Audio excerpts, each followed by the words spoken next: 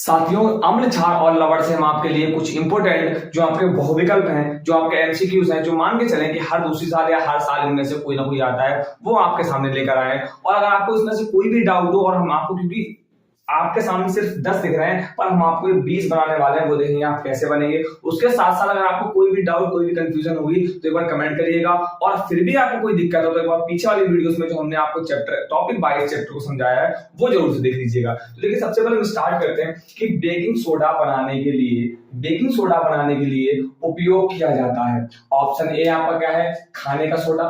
तो आपको पता है खाने का सोडे से बेकिंग सोडा कभी नहीं बन सकता है, याद रखिएगा। खाने के सोडा से बेकिंग सोडा कभी नहीं बनेगा। ऑप्शन बी आपका धावन सोडा। धावन सोडा से आपका बेकिंग सोडा बन जाएगा। धावन सोडा से आपका बेकिंग सोडा बन जाएगा, क्योंकि उसका फॉर्मूला होता है आपका NaHCO3। इससे आपका क्या बनता है, इससे आपका बन जाता है बेकिंग सोडा। ब्रेंजर चूड़ ऑप्शन गलत, इनमें से कोई नहीं ऑप्शन गलत। तो धावन सोडा से आपका क्या बन जाएगा, बेकिंग सोडा बन जाएगा। इतनी बात क्लियर है। अब आते हैं जो कि बहुत इंपॉर्टेंट है, बहुत ध्यान से देखने की आवश्यकता है, क्योंकि ये आपको मान के चले किसी ना किसी रूप में रखा मिलेगा। अब देखिए, जिप्सम का रासायनिक सूत्र क्या है, पहले वो समझ लीजिएगा।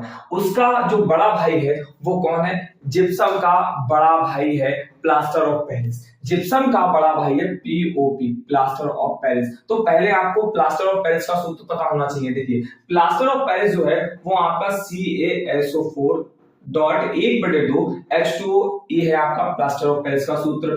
और इसका एक सूत्र और भी है जो आपके सामने लिखा है CaSO4 का होल ट्वाइस डॉट H2O। याद कैसे करेंगे उसको, उस पर ध्यान दीजिएगा।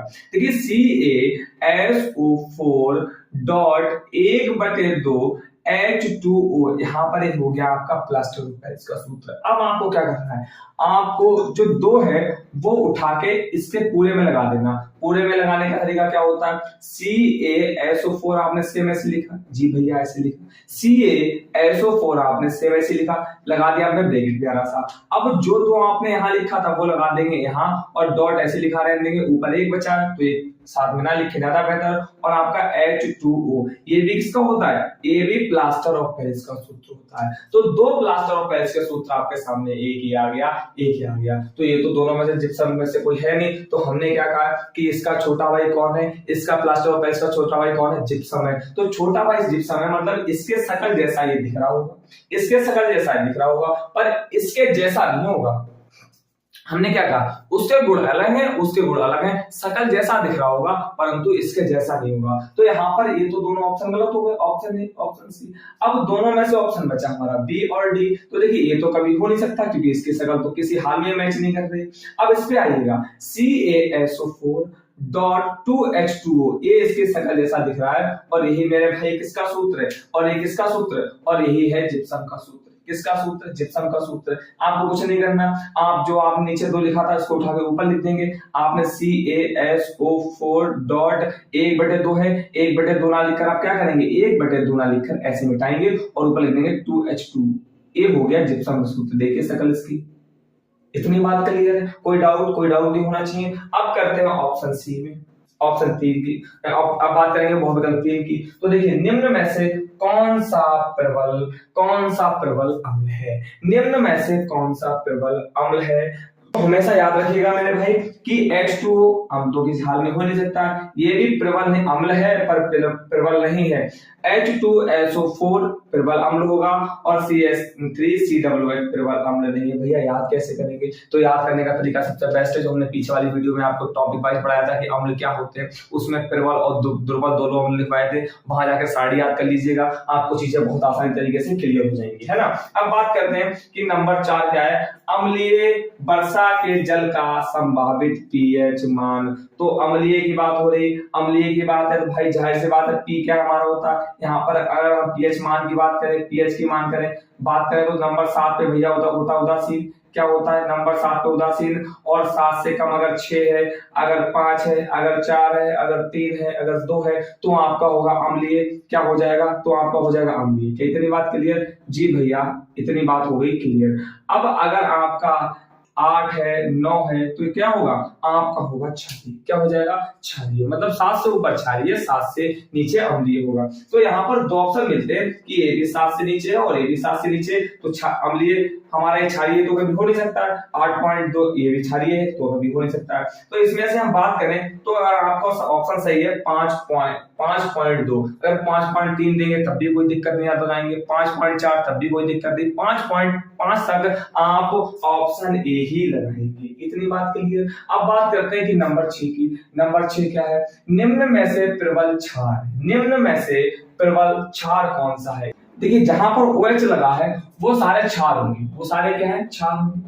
इतनी बात क्लियर। जहां पर क्या लगा है? जहां पर OH लगा वो सारे क्षार होंगे। अब देखिए COH का होल ट्वाइस आपका ध्रुवल है, ये भी आपका कैसा हो जाएगा? दुर्बल हो जाएगा। ये भी आपका कैसा हो जाएगा? दुर्बल हो जाएगा। KOH हमारा कैसा रहेगा? प्रबल क्षार रहेगा। भैया कैसे याद करें? फिर हम आपसे कहेंगे, आप पीछे जाइए, हमने टॉपिक पूरा पढ़ा रखा है कि जो हमारे क्षार क्या होते हैं, प्रबल क्षार क्या होते हैं, अम्ल क्षार क्या होते हैं, पूरी सारणी बनवाइए भाई। एक बार जरूर से वो नोट करिएगा, जरूर से वीडियो वॉच करिएगा, आपको सारी चीजें यहाँ पर क्लियर रहेंगी। शुद्ध जल का पीएच मान, शुद्ध जल का पीएच मान सभी को पता है 7 होता है। 7 से कम क्या होगा? अम्लीय होगा।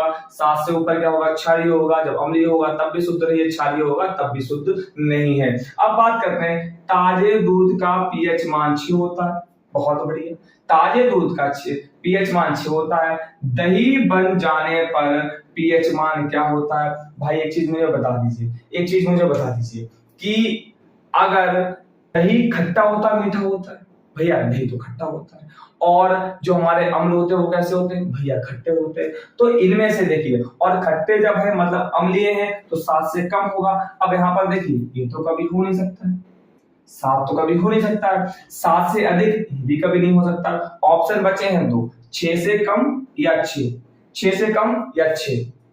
तो देखिए हमने क्या कहा है कि आपका होगा 6 से कम। अगर आपका ऑप्शन दे रखा है 5.5, 5.6, 5.7, 5.8, अगर इनमें से कोई भी ऑप्शन दे रखे तब आप टिक लगाएंगे, अन्यथा आपका ऑप्शन इस तरह से दे रखा है कि 6 या 6 से कम, तो 6 से कम मतलब 5 से 5.5 तक होता है, 5 से 5.5 तक होता है।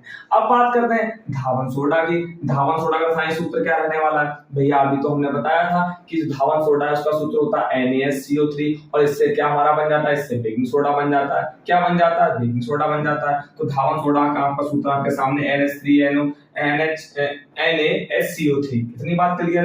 अब लास्ट है आपको बताना है कमेंट में कि प्लास्टर ऑफ पेरिस का सूत्र क्या होता है। प्लास्टर ऑफ पेरिस का सूत्र क्या होता है आपको कमेंट में बताना है। हम आपको पहले बता चुके हैं कि प्लास्टर ऑफ पेरिस का सूत्र क्या होता है। ऑप्शन हमने आपको 2 में बताया था। अगर फिर भी कोई डाउट हो तो वो कमेंट में जरूर से बताएं, भैया हमें डाउट है, हम आपका डाउट दूर करने की पूरी कोशिश करेंगे। और हाँ मेरे भाई, आप हमारे टेलीग्राम चैनल को जरूर से ज्वाइन कर लीजिए, क्योंकि आने वाले वक्त में क्या रहने वाला है, वहां पर आपको मिलने वाले मैराथन्स और साथ साथ में जो आपको मिलेंगे वो मिलेंगे प्रीवियस ईयर क्वेश्चन।